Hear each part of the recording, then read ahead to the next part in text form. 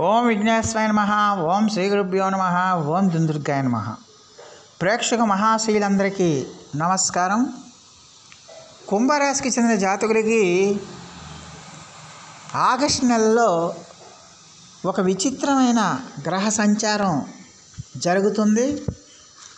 ఈ కుంభరాశికి చెందిన జాతకులకి ఆగస్ట్ అంతా కూడా చాలా వరకు దాదాపుగా వీళ్ళకి ఆగస్ట్ అంతా కూడా చాలా వరకు మంచి ఫలితాలు. అంటే మీరు ఏ పని ప్రారంభించినా కూడా అత్యంత సునాయాసంగా చేయగలుగుతారు. ఏ పని సంకల్పించినా అది చాలా ఈజీగా అయిపోతుంది. అంటే మీరు ఎక్కువ కష్టపడకుండానే మీరు ఎక్కువగా మంచి ఫలితాలని పొందడానికి అవకాశం ఉంటుంది. ఆదాయం కూడా బాగా పెరుగుతుంది ఈ రాశి వాళ్ళకి ఈ నెలలో, ఆగస్టు నెలలో. అందువల్ల ఆదాయ వృద్ధికి తగిన అవకాశాలు కూడా మీరు ఏర్పాటు చేసుకోవడానికి ఎక్కువగా అవకాశం ఉంటుందన్న విషయాన్ని గమనించాల్సిన అవసరం ఎంతైనా ఉంటుంది. అందువల్ల మరి ఇలాంటి పరిస్థితుల్లో మరి కుంభరాశి వారికి ఆగస్టు 5వ తేదీ నుంచి బుధుడు వక్రారంభాన్ని ప్రారంభిస్తాడు. ఈ బుధుడు వక్రారంభాన్ని అంటే ఆగస్టు 5వ తేదీన ఉదయం 10:25 బుధుడు మఖా నక్షత్రం 3వ పాదం నుంచి ఆయన వక్ర మార్గంలోకి వెళ్తాడు. అంటే మళ్ళీ రివర్స్ సైడ్ వెళ్తాడనమాట. ఆ రివర్స్ సైడ్ వెళ్ళినప్పుడు ఖచ్చితంగా కూడా ప్రస్తుతం ఈ బుధుడు కుంభరాశి వాళ్ళకి సింహరాశిలో సంచారం చేస్తున్నాడు. ఆగస్టు 5వ తేదీ ఉదయం 10:20 వరకు కూడా సింహరాశిలోనే ఉంటాడు. సింహరాశిలో సంచారం చేస్తున్నాడు బుధుడు. ఎప్పుడైతే 10:25 నుంచి బుధుడు మళ్ళీ వెనక్కి వెళ్ళటం మొదలు పెడతాడు. మఖా నక్షత్రం 3వ పాదంలో వెనక్కి వెళ్ళటం మొదలు పెడతాడు. ఈ మఖా నక్షత్రం 3వ పాదంలో వెనక్కి వెళ్ళటం మొదలుపెట్టి ఖచ్చితంగా కూడా మళ్ళీ ఆ బుధుడు ఆగస్టు 28వ తేదీన వక్ర త్యాగాన్ని పొందుతాడన్న విషయాన్ని గమనించాల్సిన అవసరం ఉంటుంది. ఆగస్టు 28వ తేదీన వక్ర త్యాగాన్ని పొందుతాడు. అంటే ఆయన దృష్టి అంతా కూడా కుంభరాశి వాళ్ళకి 6వ స్థానం మీద ఉంటుంది. ప్రస్తుతం 5వ తేదీ వరకు కూడా 5వ తేదీ ఉదయం 10:20 వరకు కూడా ఆయన 7వ స్థానంలో సంచారం చేస్తున్నప్పటికీ కూడా 10:25 నుంచి కూడా ఆయన దృష్టి అంతా కూడా 6వ స్థానం మీద ఉంటుంది. మరి ఈ 6వ స్థానం ఉండటం వల్ల కుంభరాశి వాళ్ళకి ఎలాంటి ఫలితాలు ఉంటాయి, బుధుడు ఎలాంటి ఫలితాలను ఇస్తాడనే విషయాన్ని మనం తెలుసుకునే ప్రయత్నం చేద్దాం.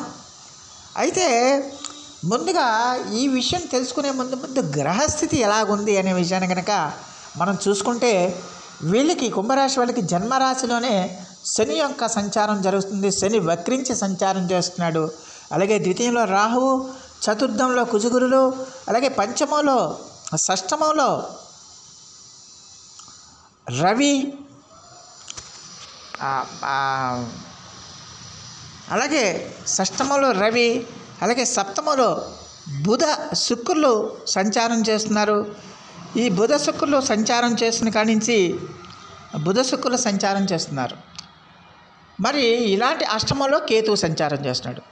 ఆ యొక్క గ్రహాల యొక్క సంచారాన్ని బట్టి, వాటి యొక్క దృష్టిని బట్టి మరి కుంభరాశికి చెందిన జాతకులకి ఖచ్చితంగా కూడా మరి ఈ బుధుడి యొక్క వక్రించడం వల్ల ఎలాంటి ఫలితాలు ఉంటాయనే విషయాన్ని కనుక మనం ఒకసారి చూసుకుంటే 6వ స్థానం అనేది ఖచ్చితంగా కూడా అది ఆరోగ్య స్థానం అయ్యింది. కాబట్టి ఖచ్చితంగా కూడా మరి కుంభరాశికి చెందిన జాతకులు కొంచెం ఈ ఉష్ణ సంబంధమైన సమస్యల నుంచి, అలాగే ఈ వాత సంబంధమైన సమస్యలు, అలాగే అలాంటి సమస్యల నుంచి కొంచెం జాగ్రత్తగా ఉండాల్సిన అవసరం ఎంతైనా ఉంటుంది. అంటే ఆరోగ్య విషయంలో ఈ రాశికి చెందిన జాతకులు కొంచెం జాగ్రత్తగా ఉండాల్సిన అవసరం ఎంతైనా ఉంటుందన్న విషయాన్ని గమనించాల్సిన అవసరం ఉంటుంది.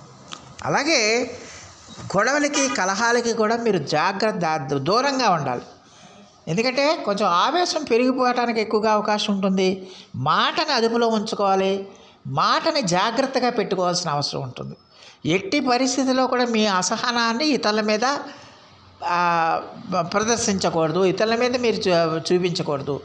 చూపిస్తే అక్కడ మీకు అవతల వ్యక్తులకి కొంచెం అభిప్రాయ భేదాలు రావడానికి, వాగ్వివాదాలు రావడానికి, ఘర్షణలు పెరగడానికి, విరోధాలు కలగడానికి, కలహాలు పెరగడానికి ఎక్కువగా అవకాశం ఉంటుందన్న విషయాన్ని గమనించాలి. అందువల్ల నోరుని అదుపులో పెట్టుకోవాల్సిన అవసరం ఎంతైనా ఉంటుంది. ముఖ్యంగా బంధువర్గంతో చాలా జాగ్రత్తగా ఉండాలి. రేపు 5వ తేదీ నుంచి కుంభరాశి వాళ్ళు బంధువర్గంతో చాలా జాగ్రత్తగా ఉండాలి. ఎందుకంటే వాళ్ళు ఏదో విధంగా మిమ్మల్ని టార్గెట్ చేసి మిమ్మల్ని నిందల పాలు చేయాలని, వారు సహజంగానే కుంభరాశి వాళ్ళ కంటే బంధువులు కానీ మిత్రులు కానీ కొంచెం దూరంగా ఉంటారు. ఎందుకంటే వీళ్ళు ఏదైనా సరే ముఖం మీద మాట్లాడతారు. వీళ్ళు ముఖం మీద మాట్లాడితే ఎవరికీ నచ్చదు, నిజాలు మాట్లాడితే ఎవరికీ నచ్చదు కదా. అందువల్ల ఖచ్చితంగా కూడా త్వరగా వీళ్ళకి విరోధులు అయిపోతూ ఉంటారు కుంభరాశి వాళ్ళకి, బంధువులు కానీ మిత్రులు కానీ. మరి ఇప్పుడున్న గ్రహస్థితి ఆగస్టు 5వ తేదీ నుంచి బుధుడు ఎప్పుడైతే వక్రించి ఆయన షష్టమ స్థానం మీద దృష్టి పెట్టాడో అప్పటి నుంచి కూడా కుంభరాశి వాళ్ళు ఇంకొంచెం జాగ్రత్తగా ఉండాలి. బంధువుల విషయంలో జాగ్రత్తగా ఉండాలి.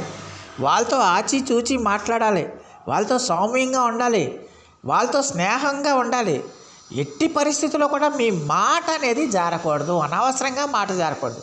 మీకు ఇష్టం లేకపోతే వాళ్ళతో మాట్లాడడం మానేయండి. మీకు ఇష్టం లేకపోతే మెదలకుండా కూర్చోండి, మౌనంగా ఉండిపోండి తప్పించి వాళ్ళు ఏదో ఒక మాట అన్నారు, మిమ్మల్ని రెచ్చగొట్టడానికి వాళ్ళు 2 మాటలు అంటారు. వాళ్ళు ఏదో 2 మాటలు అన్నారని మీరు కూడా ఒక 4 మాటలు అంటే కూడా అక్కడ రప్చర్ అవుతుంది, గొడవ అవుతుంది. ఇద్దరి మధ్య కూడా వాగ్వివాదాలు పెరుగుతాయి, ఘర్షణలు పెరుగుతాయి, గొడవలు పెరుగుతాయి, మీరు విరోధులు అయిపోతారన్న విషయాన్ని గమనించాలి. అందువల్ల ఎట్టి పరిస్థితుల్లో కూడా బంధువర్గంతో కుంభరాశి వాళ్ళు జాగ్రత్తగా ఉండాల్సిన అవసరం ఎంతైనా ఉంటుంది. అయితే మరి మిగతా విషయాలు అంటే ఇప్పుడు నేను చెప్పిన విషయాలు ఏంటంటే బుధుడు ఆరోగ్యం మీద, అలాగే మీ యొక్క సంబంధాల మీద కొంచెం ప్రభావం చూపిస్తాడు కాబట్టి ఆ విషయాల్లో మీరు కొంచెం జాగ్రత్తగా ఉండాలి. అయితే మిగతా విషయాల్లో మాత్రం ఖచ్చితంగా కూడా కుంభరాశి వాళ్ళకి చాలా వరకు అనుకూలంగా ఉంటుంది.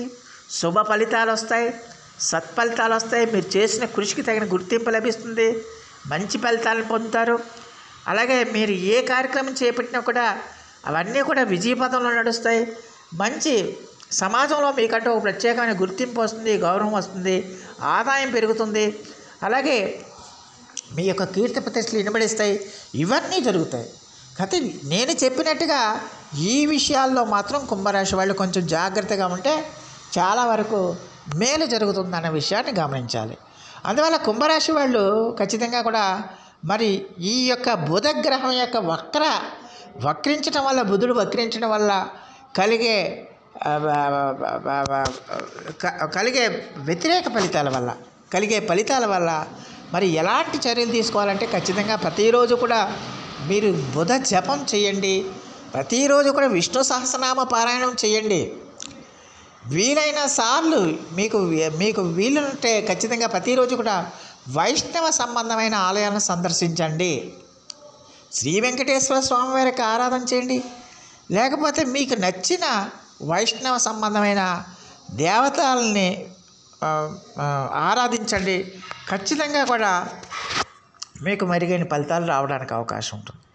దీంతోపాటు బుధవారం రోజున పెసలని నానబెట్టి ఆవుకు పెట్టండి. అలాగే పచ్చని ఆకుకూరలు కానీ పచ్చని పదార్థాలు కానీ ఆవుకు పెట్టడం వల్ల చాలా వరకు సమస్యల నుంచి వాళ్ళు బయటపడడానికి ఎక్కువగా అవకాశం ఉంటుందన్న విషయాన్ని గమనించాల్సిన అవసరం ఉంటుంది. సో ఆ దేవదేవుడు మీ అందరికీ కూడా ఆయుర ఆరోగ్య ఐశ్వర్యాలు ఇవ్వాలని మనస్ఫూర్తిగా వేడుకుంటూ ఈ నా వీడియో కనుక మీకు నచ్చితే లైక్ చేయండి, షేర్ చేయండి, కామెంట్ చేయండి, సబ్స్క్రైబ్ చేయండి. సర్వే జన సుఖినో భవంతు. నమస్కారం.